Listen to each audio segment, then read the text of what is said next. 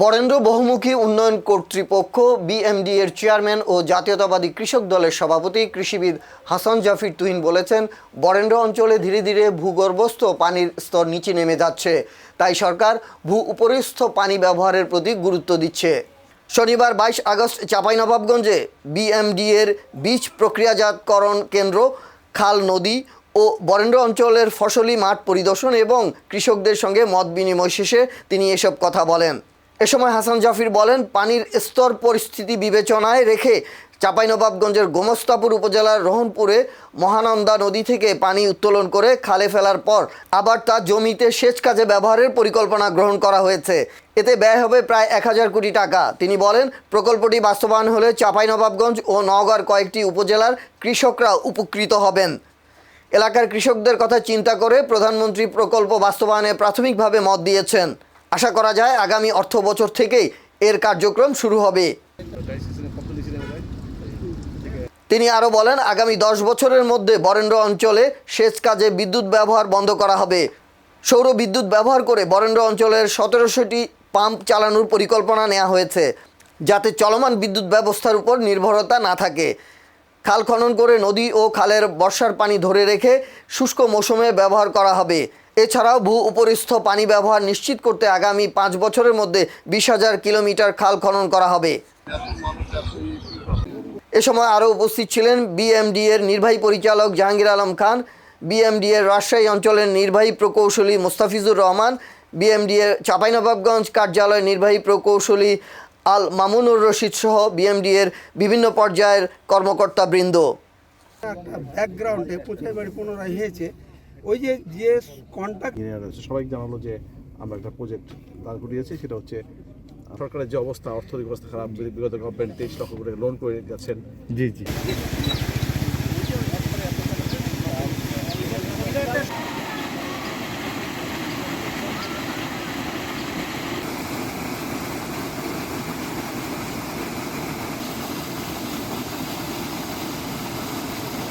আস্তে আস্তে এই আন্ডারগ্রাউন্ড ওয়াটার লেভেল নিচে নেমে যাচ্ছে। এই জন্য আমাদের সরকার চিন্তা করেছে, এখন থেকে আমরা আস্তে আস্তে ভূগর্ভস্থ পানির উপর থেকে আমরা নির্ভরশীলতা কমিয়ে আমরা সারফেস ওয়াটার কীভাবে ব্যবহার করতে পারি। সেক্ষেত্রে আমরা চিন্তা করেছি, এখান থেকে প্রায় 16 কিলোমিটার দূরে মহানন্দা নদী, সেখান থেকে আমরা ডবল লিফটিং করে সেখান থেকে নদী থেকে পানি এনে আমরা এই খালে ফেলবো। এখান থেকে আমরা ছোটো ছোটো পাম্প, যেটা এলএলপি বলে, এই পাম্পের মাধ্যমে আমরা কৃষকদের সহায়তা করবো। তারপরে জানেন এটা অনেক কস্টলি প্রজেক্ট, প্রায় 1000 কোটি টাকার মতো লাগবে, 1000 কোটি লাগবে।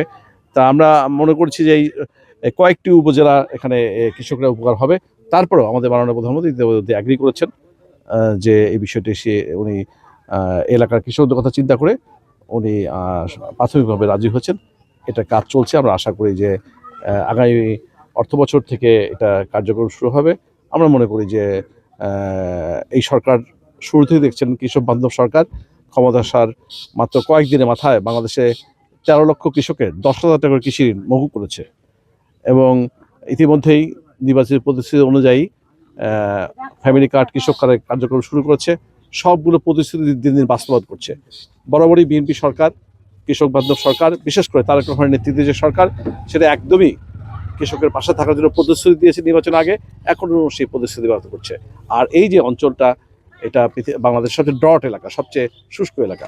তা অবশ্যই এই কথা বিবেচনা করে আমরা মনে করছি বরেন্দ্র এলাকা আগামী 5 বছর বিএনপি তার সমস্ত কর্মকাণ্ড দিয়ে এবং আমাদের বরেন্দ্র অঞ্চলের বরেন্দ্র উন্নয়ন কর্তৃপক্ষের যে সকল কর্মচারী কর্মকর্তা রয়েছেন, তারা তাদের অতীত অভিজ্ঞতা, মেধাশ্রম ব্যয় করে আমাদের সরকারের যে পদক্ষেপ সেটা বাস্তবায়ন করার যে কাজ করবে। এবং আমরা আশা করছি এলাকা যদি এগুলো করতে পারি, বাংলাদেশের কৃষকরা আমাদের সরকারের পাশে থাকবে, আমাদের পাশে থাকবে। আশা করি আমরা জানি যে আসলে এই বরেন্দ্র কার্যক্রম শুরু 1992 সালে, বেগম খালেদা জিয়া যখন প্রথমবার প্রধানমন্ত্রী ছিলেন তখন এই কার্যক্রম শুরু হয়। তো সেভাবে ওরা সবগুলো বিষয় তো বিগত সরকার পলিটিক্যালি কনসিডার করেছে আর কি। তা আমরা কোনো দেশের স্বার্থ বিবেচনায় এবং কৃষকদের স্বার্থ বিবেচনায় কোনো বিষয়গুলো আমরা দলীয় দৃষ্টিকোণ দেখতে চাই না। আমরা মনে করি যে যেগুলো কৃষকের কাজে লাগবে, কৃষকরা যেদিকেই থাকুক আমরা তাদের দিকে আছি আর কি। বিশেষ করে বরেন্দ্র পাশে আছেন আমাদের মাননীয় প্রধানমন্ত্রী, সেই দিকে আছেন আশা করছি।